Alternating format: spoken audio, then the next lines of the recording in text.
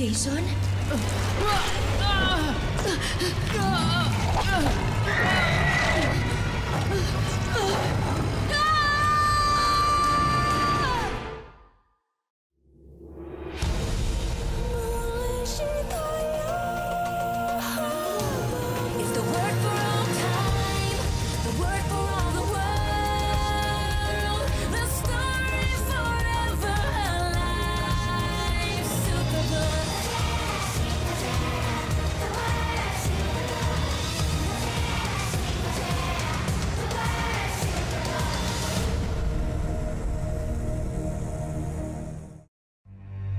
Jason?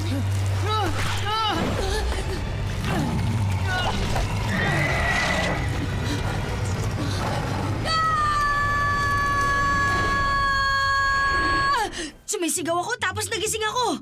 Ang weird, di ba? Uy, Joy!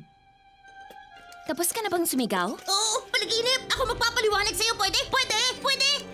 Kailan ka naging dream interpreter, Gizmo? Nag-install ako ng bagong software, Dream Interpretation and Robot Maintenance. Chris, ibig sabihin nun, natatakot kang mag-short circuit ang retroconductors mo at kailangan mo na magpalit ng plasma interface board! Giz, hindi robot si Chris. Oh, oo nga. Sorry, wala akong maitutulong.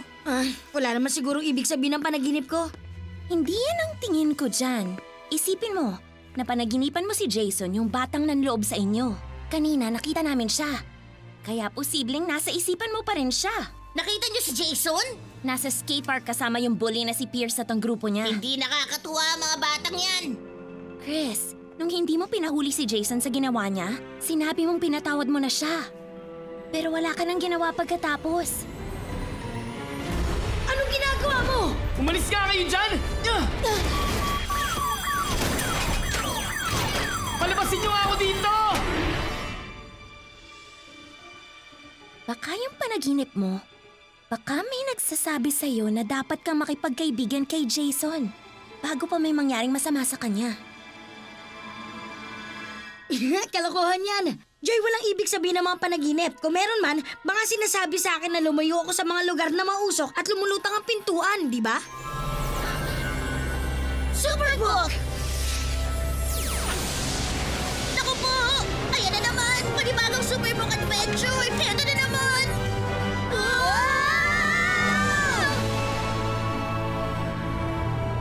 Dadalhin ko kayo sa taong tinawag ng Diyos upang magpakita ng tapang at balang araw ay mag-aakay sa mga tao sa tagumpay.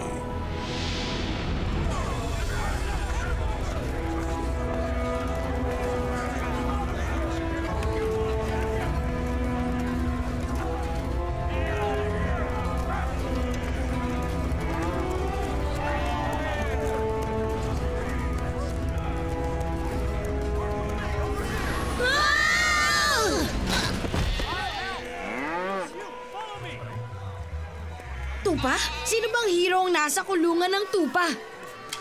Sabi ng geosensors ko, hindi ito basta kulungan ng mga tupa. Ito ang kulungan ng mga tupa sa Templo ng Silo. Gagawa ako ng nababagay na kasuotan dito.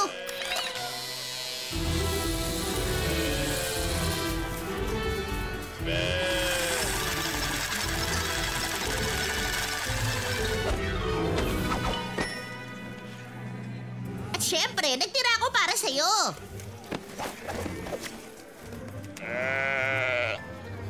Ay, pambihira. Makikiraan lang. Padaan ako. Chris! Hindi ka makakatakas! Huwag ka nang tumakbo. Nahuli na kita.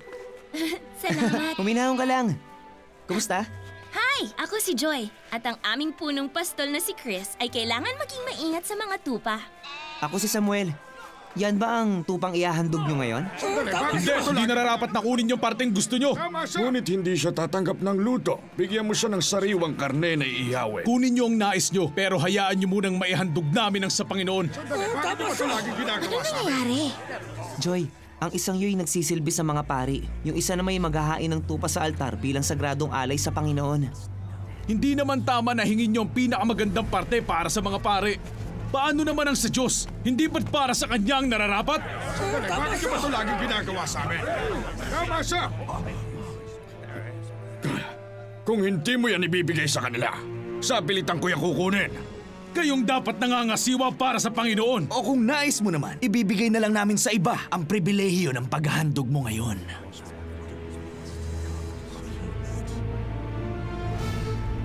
Kunin nyo na ang nais nyo. Makakakuha lamang sila ng parteng naisin nila kapag tapos na ang paghahandog. At ang ginagawa nila ay kasalanan sa Diyos. Mahusay kang pumili. May nais pa ba sa inyong magreklamo?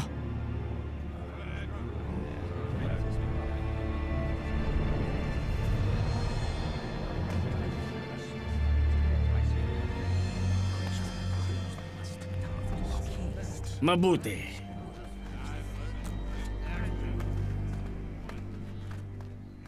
Samuel, hindi ba dapat binabantayan mong aming ama?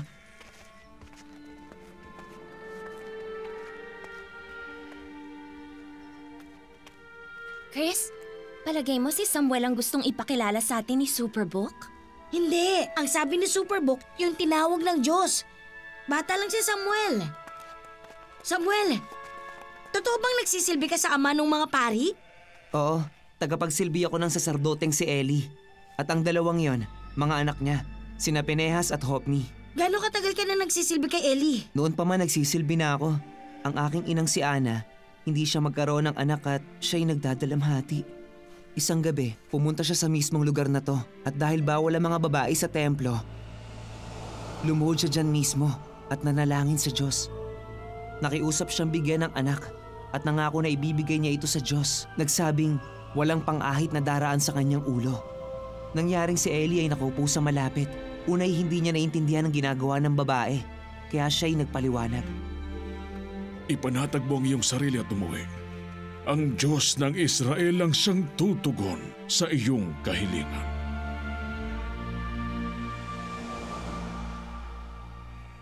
At ikaw nga ang anak na yon? Sandaling panahon lang, dinala na ako dito para magsilbi sa Panginoon. Mula noon na kay Eli na ako. Samuel, alam ba ng saserdoteng si Eli ang ginagawa ng mga anak niya? Hindi yung gusto ni Eli, pero wala siyang magawa sa mga anak niya. Matanong ko, bakit kayo naparito? Narito kaming tatlo para manilbihan rin. Kayong tatlo? Oo, ako, si Joy at Gizmo. Sino si Gizmo? Okay. Binigay ko yung palabal. Dapat pala hindi ko na lang... Wow! Oh! Ayun, siya si Gizmo. Gusto niyo ba akong tulungan sa templo? Magsisilbi din kami sa saserdoteng si Eli? Gusto namin yun! Pero hindi kasi pwede ang babae sa templo. Ano? Kaya nagsisilbi sila sa ibang paraan. Sabi niya eh. Uy, heto Joy! Baka malamig mamaya. Mas kailangan mo yan kaysa sa akin. Gizmo! Bawal pala ang babae Sayang.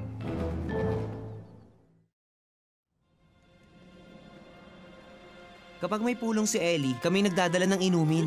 Mahanap. Sandali, mukhang nandyan siya sa loob. Nahihiya ako sa mga naririnig ko tungkol sa inyo.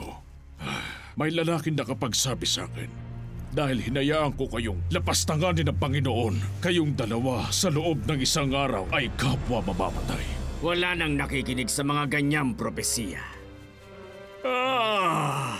Kailangan ko muna mag-aliw. Lumabas muna tayo. Tingnan natin ang dala ng mga babae sa templo. Sino ba siya sa akala niya? Siya din naman ang kumukuha ng magandang parte. Bait-baitan.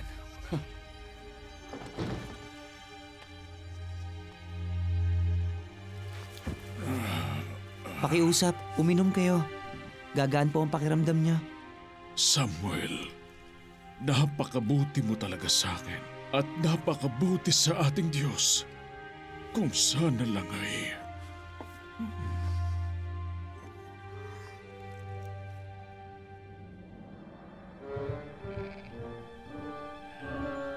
Ay, mukha namang hindi ako mahihirapang makatulog ngayon. Marami-rami akong tupang bibilangin.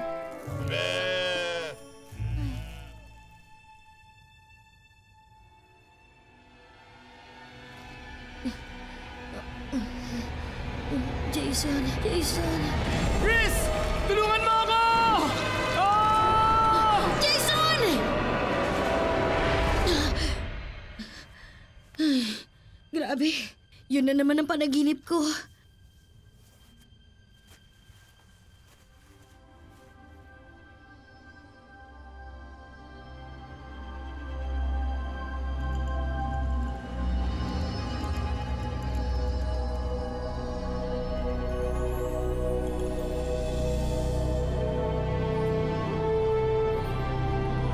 Samuel, Po, ano po yun? Tinawag niyo po ako? hindi. Hindi kita tinawag. Sige, matulog ka na ulit.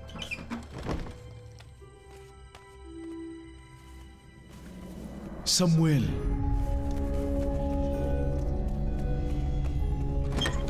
Nandito po ako. Tinawag niyo po ako. pero hindi kita tinatawag, anak. Matulog ka na lang ulit.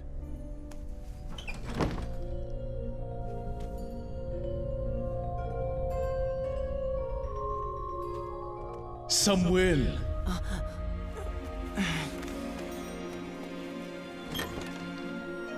Nandito po ako dahil tinawag niyo ako.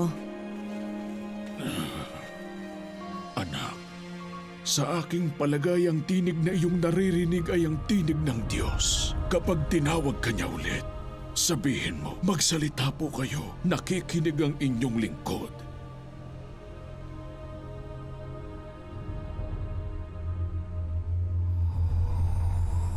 Samuel.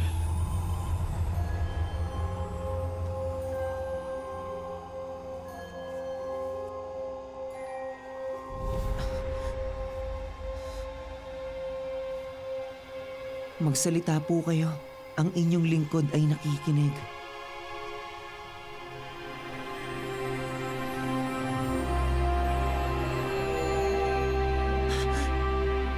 Mayroon akong gagawin sa Israel na ang sino mang makakabalita nito ay mabibigla.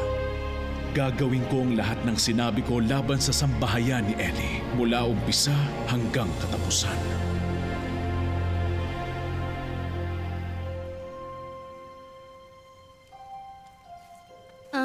Samuel, anong balak mong gawin? Tungkol saan? Narinig namin ang propesiya. Sasabihin mo ba kay Ellie? Pero paano? Kung hindi mo maalala ang sinabi sa'yo, tutulungan kita. Na-record ko ang buong... Hindi niya pwedeng sabihin. Walang may gusto ng ganitong balita. Alam kong masasaktan ko siya sa mensahe. Samuel, anong sinabi ng Panginoon sa'yo? Sabihin mo ang lahat. Wala kang pwedeng itago sa akin.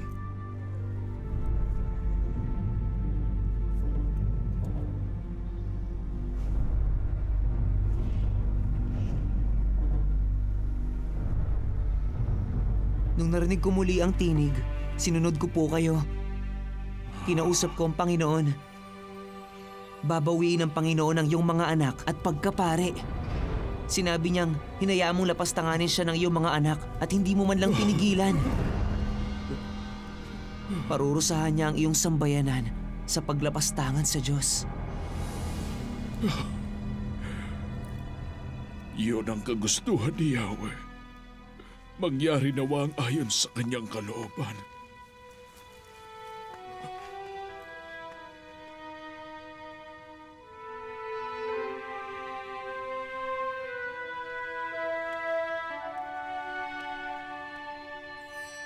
Si Joy! Gizmo, kailangan malaman nito ni Joy! Joy! Joy! Nasaan ka ba? Sa nangyari! Joy! Nasaan ka?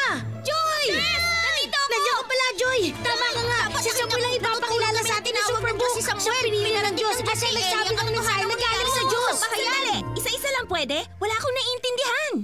Puno pa ng alikabok ang tenga ko sa pagtulog katabi ng mga tupa. Joy, siguro nga bata lang si Samuel, pero siya ang tinawag ng Diyos. Dapat nakita mo kung paano niya sinabi kay Ellie. Superbook! Wow! Saan tayo dadali ni Superbook ngayon? Hindi maganda ang ingay na yun! Wow! Ano yun?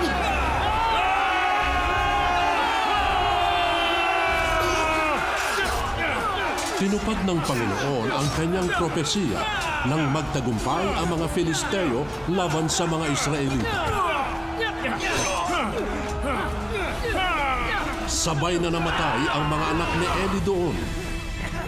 Nang marinig ni Eli ang balita, natumba siya at namatay sa gulat. At nawala ang kaluwalhatian ng Diyos sa Israel. Nagdaan ang mga taon at lumaki si Samuel na may lakas at talino at sumusunod sa utos ng Diyos hanggang sa isang araw humarap siya sa malaking hamon sa kapatagan ng Mispa.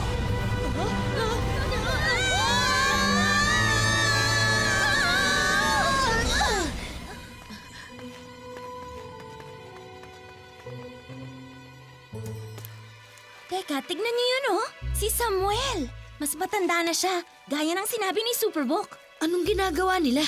Parang isa itong malaking pagtitipon. Samuel! Samuel! Parating na mga Filisteo! Narinig nila ang tungkol sa pagtitipon kaya susugod sila! Huwag kang titigil sa pagtawag kay Yahweh upang iligtas kami sa mga Filisteo.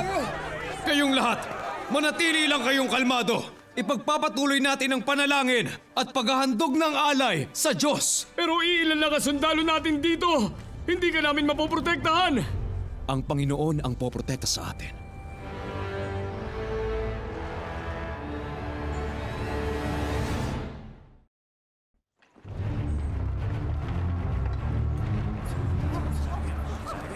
Samuel, kailangan mong kumilos! Ginagawa ko makapagliligtas sa ating mga tao. Pero anong magagawa ng tubig sa lulusob sa atin? Nalihis ang mga tao sa Diyos, kaya't kailangan nila manumbalik bago mahuli ang lahat.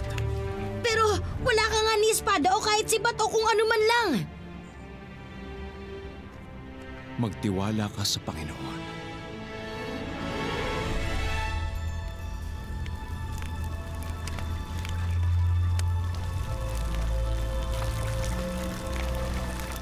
Mukhang pagtitipon ito para sa pagsisisi.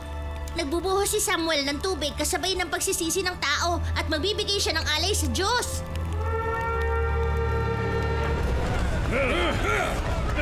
Sumunod na tayo! Nagtitigil! Bilisan nyo! Tayo na! Tayo! Lakasan nyo ang loob nyo! Lahat na sa laban! Huwag na kayo! Magtiwala lang kayo!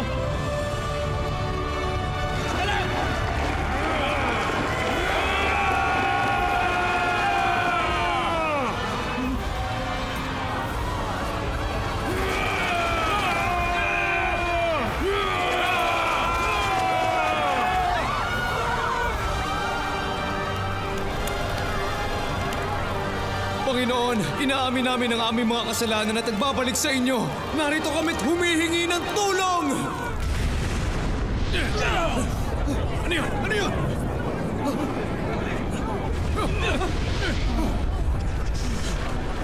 Anong nangyayari? Kumukulog sa buong paligid!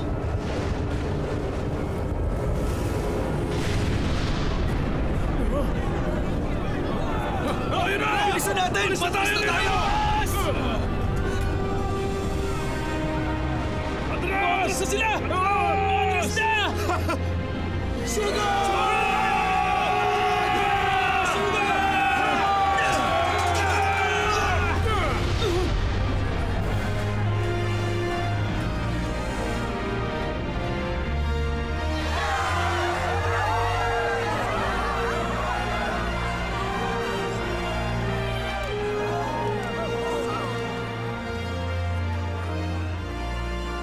Hindi ako makapaniwala.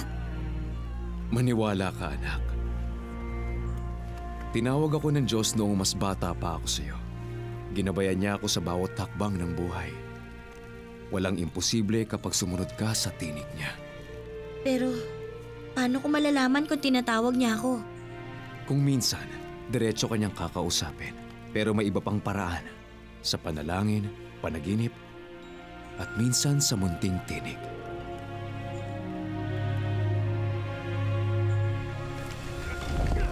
Ang batong ito, alaala ng ginawa ng Diyos para sa atin ngayon. Atin sanang tandaan na ginagabayan tayo ng Diyos hanggang ngayon. Hindi pa rin talaga ako makapaniwala. Nung una nating nakilala si Samuel, Oo. Isa lang siyang bata nun. At dahil nakinig siya sa Diyos, tingnan mo kung anong nagawa niya.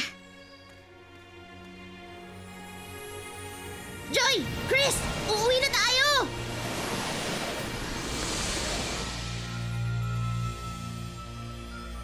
Halina kayo. Chris! Saan ka pupunta? Mukhang tinawag siya ng Diyos. Hoy Pierce! Pakita mo nga kay Jason kung gaano ka kagaling. Ha!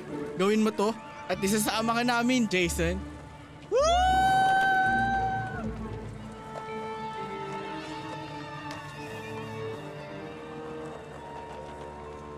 Oh, Jason! Bakit? Ako to, si Chris Quantum. Kilala kita, ano? Oo, ngayon. Bakit? Wala naman kasi naisip ko gusto mong tumambay o kahit ano.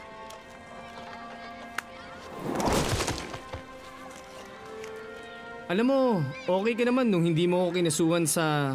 Alam mo na, nung nilooban ko ang bahay nyo pero hindi tayo magkaibigan, no? Oo, pero pwede, di ba?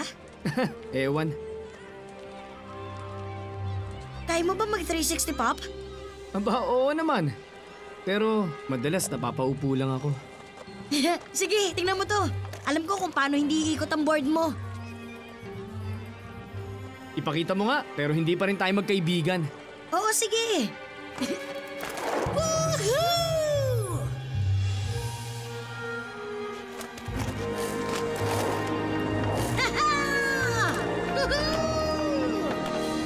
Sa mga taon ng buhay niya, si Samuel ay propeta, isang hukom at mahusay na pinuno. Sa kanyang katandaan ay tinawag siya ng Panginoon para bumalik at magbuhos ng langis sa batang si David bilang bagong hari ng Israel.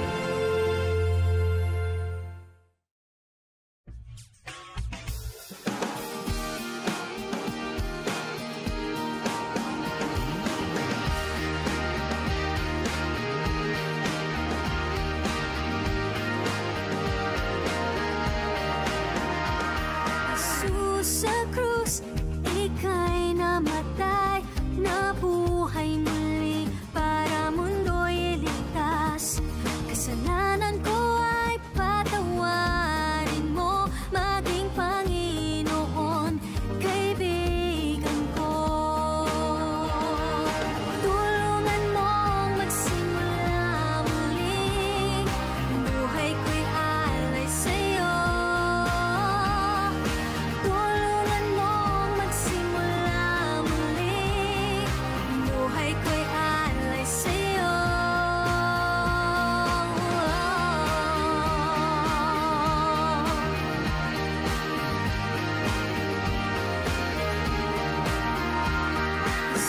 Sa krus, ika'y namatay, nabuhay muli para mundo'y iligtas.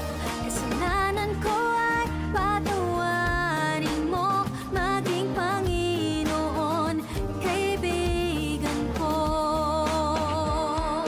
Tulungan mong magsimula muli, buhay ko'y alay sa'yo.